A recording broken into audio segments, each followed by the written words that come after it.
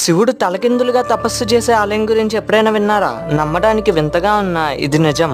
భీమవరానికి 7 కిలోమీటర్ల దూరంలో ఉన్న యనమదూరు అనే గ్రామంలో శ్రీ శక్తేశ్వర స్వామి ఆలయం ఉంది. సాధారణంగా ఎక్కడైనా శివుడు లింగ రూపంలో దర్శనమిస్తాడు, కానీ ఇక్కడ తల కిందకు పెట్టి కాళ్ళు పైకి ఉంచి శీర్షాసనంలో దర్శనమిస్తాడు. అంతేకాకుండా పక్కన పార్వతీదేవి చంటి పిల్లాడైన కుమారస్వామితో కనబడుతుంది. ఇలాంటి విచిత్రమైన ఆలయం మనకు మరెక్కడా కనిపించదు. ఈ ఆలయానికి ఉన్న స్పెషాలిటీ ఏంటో తెలుసా?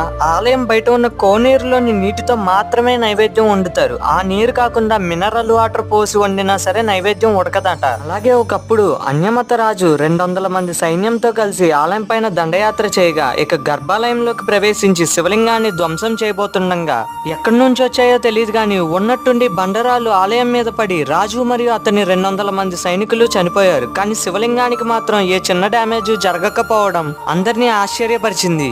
ఈ ఆలయం